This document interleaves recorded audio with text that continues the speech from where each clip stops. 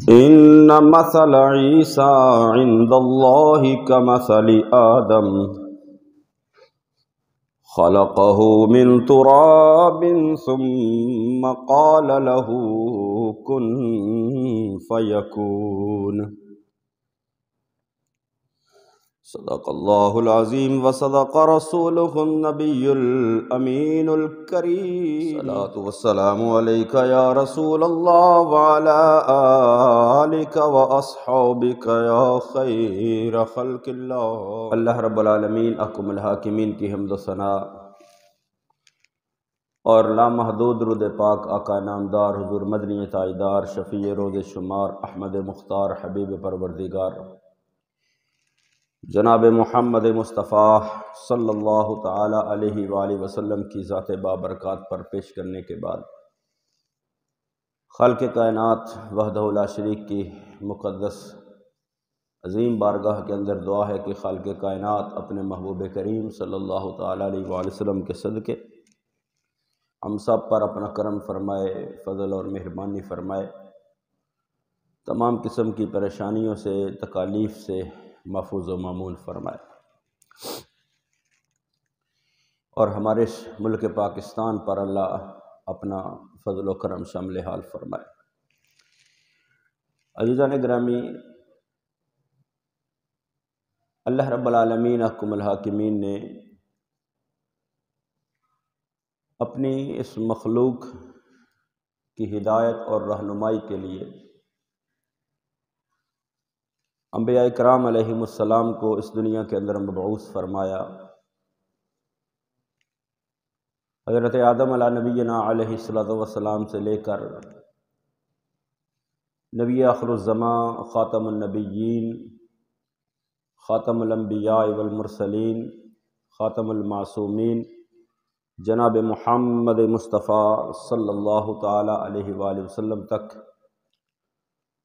1,24,000 کم و بیش انبیاء اور مرسلین اس دنیا کے اندر تشریف لائے۔ ہر نبی نے اس مخلوق کی ہدایت اور رہنمائی کے لیے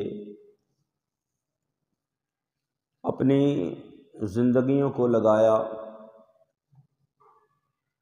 تو اللہ رب العالمین احکم الحاکمین نے ہر نبی کو جو شریعت عطا فرمائی، جس کے مطابق اس نبی کی امت نے اپنی زندگی بسر کی، حالات کے ساتھ شریعتوں کے جو احکامات تھے وہ حالات کے ساتھ ان کے اندر تبدیلی ہوتی رہی۔ یعنی کسی شریعت میں کوئی حکم جو تھا وہ سخت تھا، کسی کے اندر کوئی حکم جو تھا وہ نرم تھا، کسی شریعت کے اندر کسی بات کی رخصت اور اجازت تھی، اور کسی شریعت کے اندر اسی بات پر جو ہے وہ پابندی۔ یعنی شریعت کے احکامات جو تھے وہ حالات کے مطابق ان کے اندر تبدیلی جو تھی وہ ہوتی رہی، لیکن تمام انبیاء کرام علیہم السلام اصول اور عقائد کے اعتبار سے وہ ایک ہی پیغام لے کر دنیا کے اندر تشریف لائے۔ اللہ رب العالمین احکم الحاکمین کی ذات کے بارے میں جو عقیدہ وہ تمام انبیاء کرام علیہم السلام کی شریعتوں کے اندر، ادیان کے اندر وہ ایک ہی تھا کہ وہ وحدہ لا شریک ذات ہے،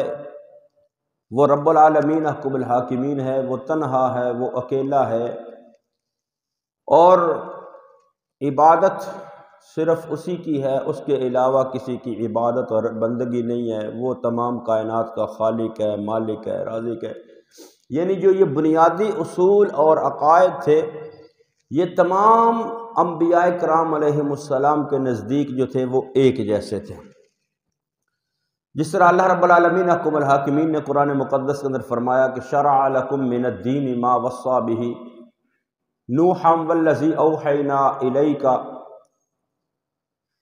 رب العالمین احکم الحاکمین نے فرمایا کہ بے شک اللہ نے تمہارے لیے دین کا وہی راستہ جو ہے وہ اختیار فرمایا ہے، وہی راستہ جو ہے وہ پس مقرر فرمایا ہے۔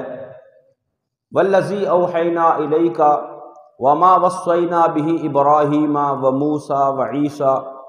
یعنی جس پر تمام انبیاء کرام حضرت نوح علیہ نبینا علیہ الصلوۃ والسلام، حضرت ابراہیم، حضرت موسیٰ، حضرت عیسیٰ، یعنی تمام انبیاء کرام علیہ السلام کے لیے وہ دین کا جو بنیادی جو ہے وہ راستہ، وہ طریقہ، یعنی اللہ رب العالمین احکم الحاکمین کی وحدانیت اور الوہیت کا، وہ اللہ نے ایک ہی مقرر فرمایا۔ اور اللہ رب العالمین احکم الحاکمین نے جب انبیاء کرام علیہ السلام کو دنیا کے اندر بھیجا تو سب نے اللہ کی وحدانیت کا پیغام دیا، یعنی عقیدہ توحید تمام انبیاء کرام علیہ السلام کے نزدیک ایک مشترک عقیدہ تھا، یعنی ایک ہی عقیدہ تھا سب کا توحید کے بارے میں۔ اتنی تاکید کے باوجود جو ہی انبیاء کرام علیہ السلام اس دنیا سے رخصت ہوتے تو ان کے ماننے والے، ان کا کلمہ پڑھنے والے، ان کی بڑی تعداد جو تھی وہ توحید کو چھوڑ کر شرک اور کفر کے اندر مبتلا ہو گئی۔ حضرت عیسیٰ علیہ نبینا علیہ السلام جو نبی کریم صلی اللہ تعالی علیہ وآلہ وسلم سے پہلے اس دنیا کے اندر جلوہ گر ہوئے، اور آقا دو جہاں صلی اللہ تعالی علیہ وآلہ وسلم ارشاد فرمایا میرے اور حضرت عیسیٰ علیہ نبینا علیہ السلام کے درمیان کوئی نبی نہیں۔ تو حضرت عیسیٰ علیہ نبینا علیہ السلام کے اس دنیا کے جانے تشریف لے جانے کے بعد جب اللہ نے ان کو زندہ آسمانوں پر اٹھایا تو پچھلی قوموں کی طرح، پچھلی امتوں کی طرح عیسائیوں کے اندر بھی وہ کفر اور شرک جو ہے وہ ان کے اندر آ گیا۔ یہ تو امت مصطفیٰ صلی اللہ تعالی علیہ وآلہ وسلم پر اللہ کا بڑا کرم ہے محبوب کے صدقے کہ اللہ رب العالمین احکم الحاکمین نے اجتماعی طور پر امت مصطفیٰ صلی اللہ تعالی علیہ وآلہ وسلم کو کفر اور شرک سے محفوظ رکھا ہے۔ خود نبی مکرم صلی اللہ تعالی علیہ وآلہ وسلم نے ارشاد فرمایا کہ انی فراتکم وانا شہید علیکم، فرمایا کہ میں تمہارا پیش رو ہوں، یعنی تم سے پہلے جا کر تمہارے لیے انتظام کرنے والا ہوں، اور وانا شہید علیکم، اور میں تمہارے اوپر گواہ ہوں۔ وانی واللہ لانظر الی حوض الان، فرمایا میں یہاں پر کھڑے ہو کر اپنے اس حوض کوثر کا مشاہدہ کر رہا ہوں۔ اگر فرمایا وانی قد اعطیت مفاتیح خزائن الارض او مفاتیح الارض، فرمایا کہ اللہ رب العالمین احکم الحاکمین نے مجھے زمین کے خزانوں کی چابیاں عطا فرما دی۔ اور آگے نبی مکرم صلی اللہ علیہ وسلم نے فرمایا وَإِنِّي وَاللَّهِ مَا أَخَافُ عَلَيْكُمْ أَن تُشْرِكُوا بَعْدِي، یعنی رب العالمین احکم الحاکمین کے محبوب کریم صلی اللہ تعالی علیہ وآلہ وسلم نے پہلے اپنی عظمتوں اور شانوں کو بیان فرمایا اور اپنی امت کے بارے میں جو اگلے جہان کے اندر معاملات تھے اس کے بارے میں فرمایا کہ میں تمہارا پیش رو ہوں اور میں تمہارے ایمان کا گواہ بنوں گا، تمہارے ایمان کی گواہی دوں گا، اور جس حوض کوثر کا اللہ نے مجھ سے وعدہ فرمایا میں یہاں زمین پر کھڑے ہو کر اس حوض کوثر کو دیکھ رہا ہوں، اور اللہ نے مجھے زمین کے تمام خزانوں کی چابیاں عطا فرما دی ہیں۔ تو آگے فرمایا کہ میں نے جو تبلیغ دین کی ہے، تم تک اللہ کا پیغام پہنچا دیا ہے، شریعت کے ہر حکم کو واضح کر دیا ہے، اللہ کی وحدانیت اور تمام جو تھے دین کے احکامات، وہ جو اللہ نے مجھے حکم فرمایا، اللہ نے مجھے عطا فرمایا، میں نے تم تک وہ سب کچھ پہنچا دیا۔ یعنی جو تبلیغ کا سلسلہ تھا، جو اللہ کا پیغام پہنچانے کی ڈیوٹی نبی کریم صلی اللہ تعالی علیہ وآلہ وسلم کی اللہ نے لگائی تھی، فرمایا میں نے وہ پوری کر دی ہے، اور ہر چیز واضح ہو گئی ہے۔ تو آقا نے فرمایا اب میں اس بات پر مطمئن ہوں کہ وَإِنِّي وَاللَّهِ مَا أَخَافُ عَلَيْكُمْ أَن تُشْرِكُوا بَعْدِي، فرمایا اب مجھے تمہارے اوپر اس بات کا کوئی ڈر اور کوئی خوف نہیں ہے کہ تم میرے بعد شرک کے اندر مبتلا ہو جاؤ گے۔ نبی کریم سے فرمایا کہ میں نے حق کو ایسے واضح کر دیا ہے، اللہ کی وحدانیت کو ایسے واضح کر دیا ہے، کفر اور شرک کے جو راستے تھے وہ بالکل ایسے واضح کر دیے ہیں،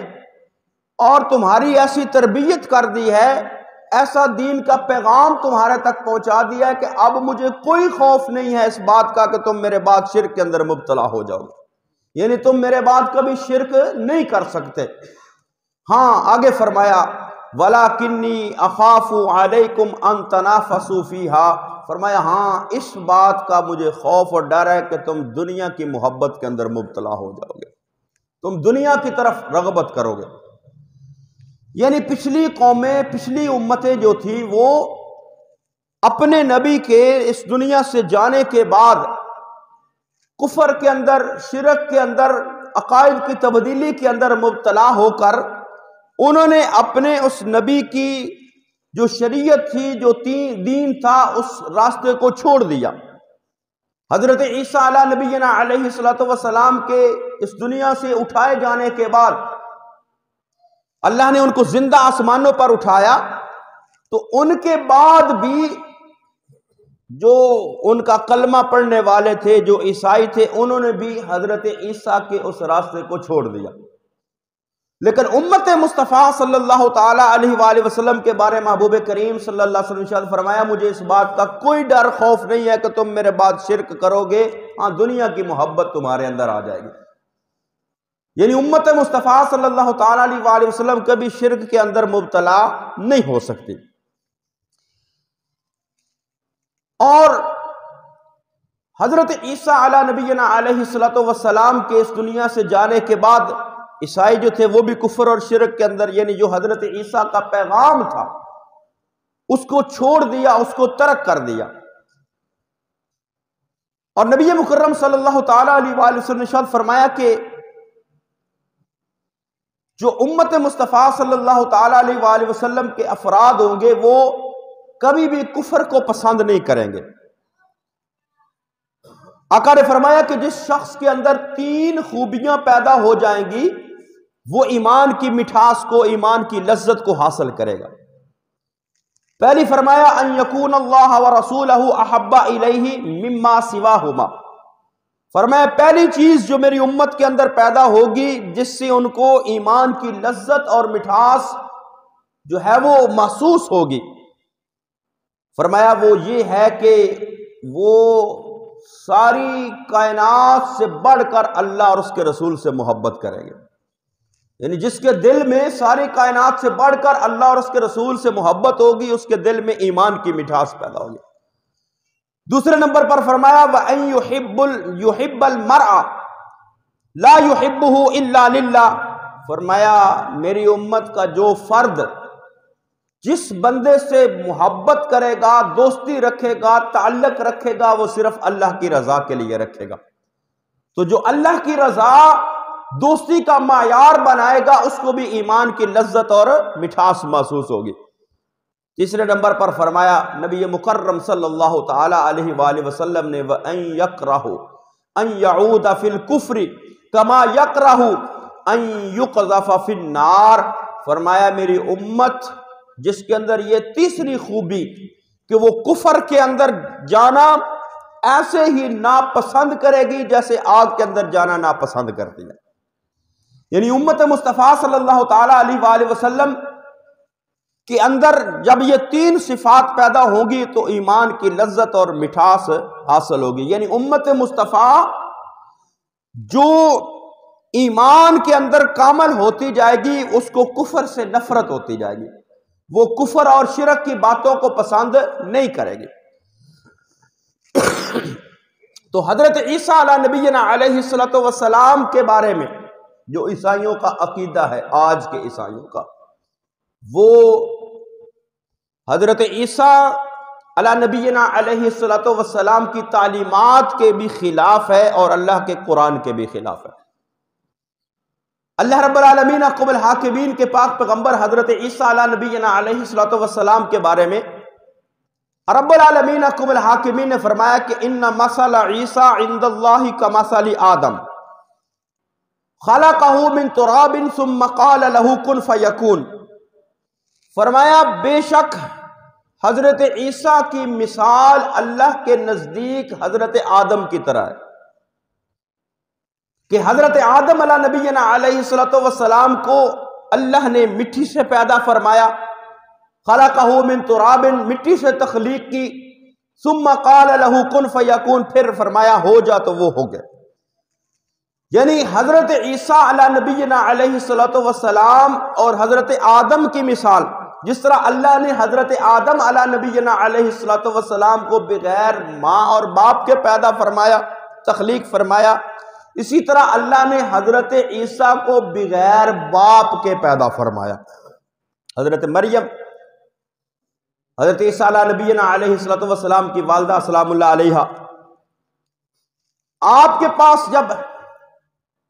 فرشتہ آیا، مختصراً عرض کرو، اور کہا کہ انما انا رسول ربک لاہب لک غلاما زکیا، کہ میں تمہارے رب کی طرف سے بھیجا گیا ہوں تاکہ تمہیں ایک صاف ستھرا بیٹا عطا کروں. تو اب حضرت مریم علیہ نبینا، حضرت مریم جو حضرت عیسیٰ کی والدہ ہیں، انہوں نے فرمایا کہ بھئی میری نہ شادی ہوئی ہے نہ میں کوئی بد کردار ہوں، تو بغیر شادی کے جو ہے وہ کیسے بیٹا پیدا ہوگا؟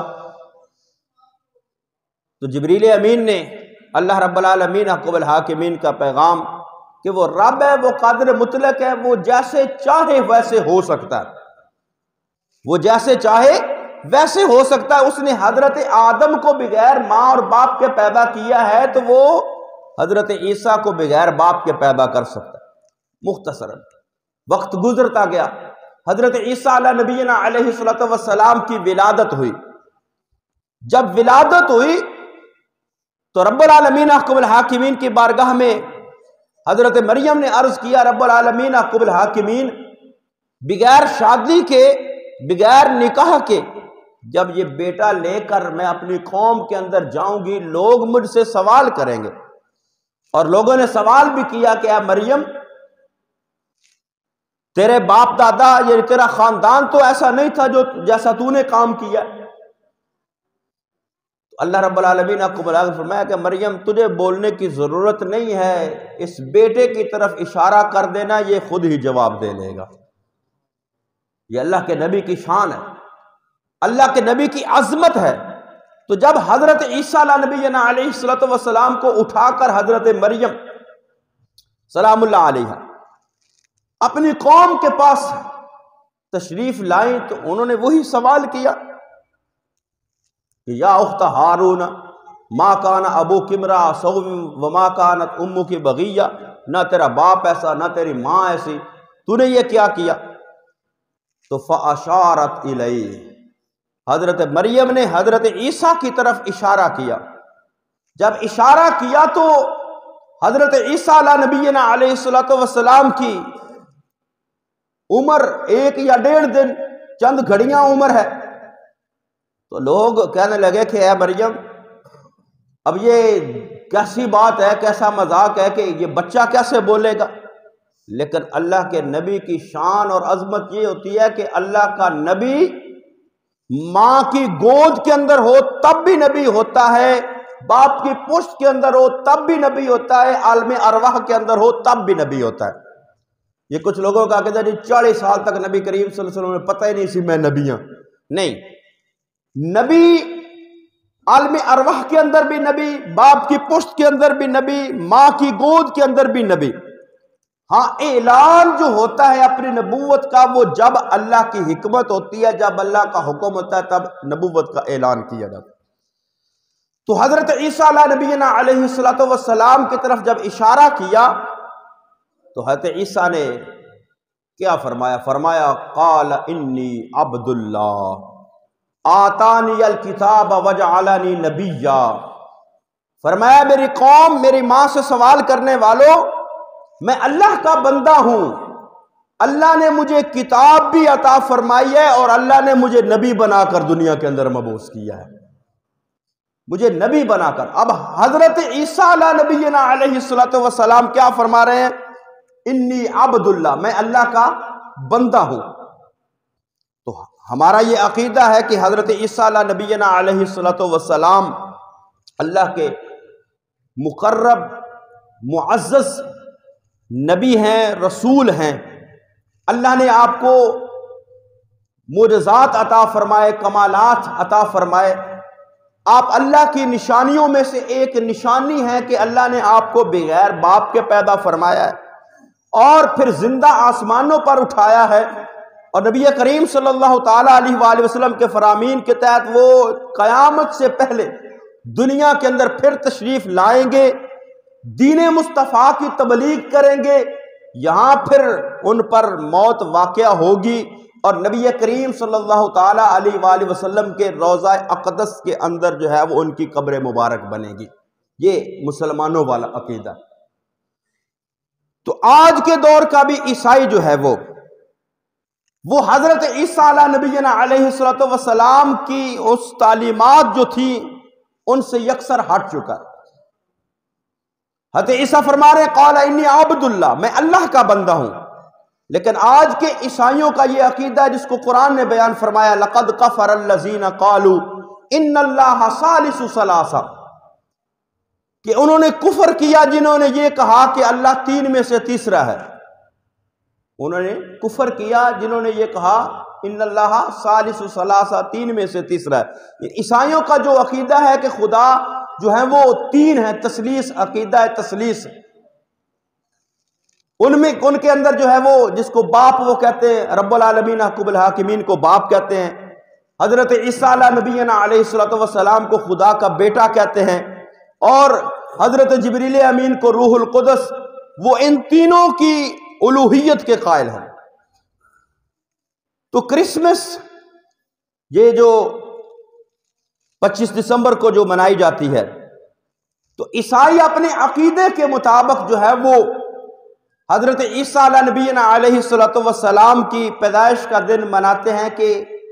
حضرت عیسیٰ جو ہے وہ اللہ کے بیٹے ہیں۔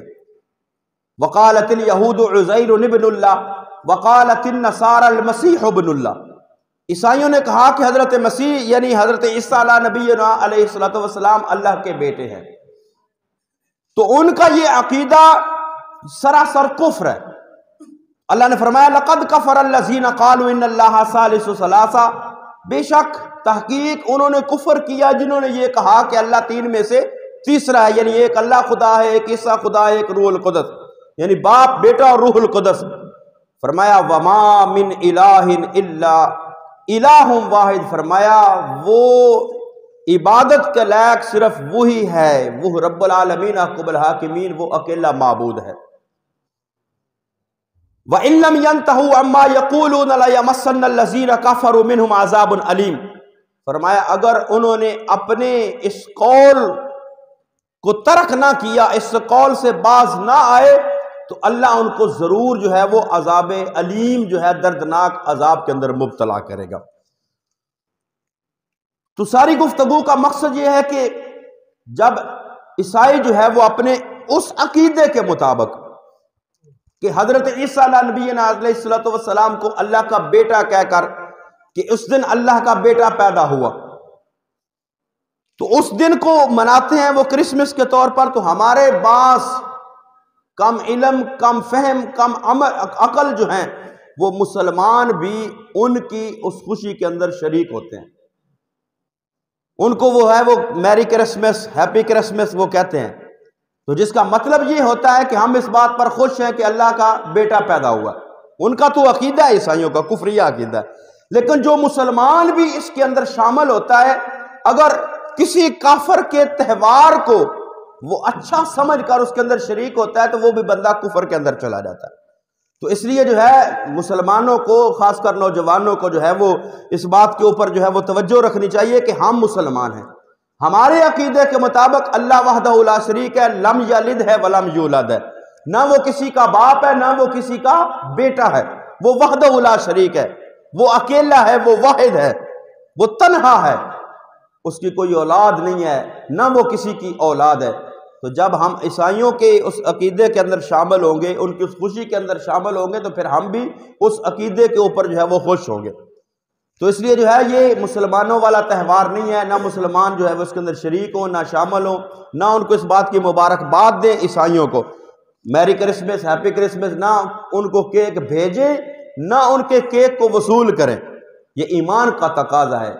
یہ اللہ اور اس کے رسول صلی اللہ علیہ وسلم کی تعلیمات ہے، اللہ اور اس کے رسول صلی اللہ تعالیٰ علیہ وسلم کی محبت ہے. اور ایمان کی مٹھاس اس وقت بندے کو نصیب ہوگی جب بندہ کفر کے کام کو ایسے ناپسند کرے جیسے آگ کے اندر جانے کو ناپسند کرتا ہے. تو اس لیے جو ہے وہ کرسمس کا دن جو ہے وہ آ رہا ہے، تو اس حوالے سے جو ہے وہ مسلمان اپنے ایمان اور عقیدے کو مضبوط رکھیں، اور کسی بھی کافر کے کسی تہوار کے اندر شریک ہونا، شامل ہونا جو ہے وہ مسلمانوں کے لیے جائز نہیں ہے. اللہ رب العالمین احکم الحاکمین ہمیں عمل کی توفیق نصیب فرمائے. آمین.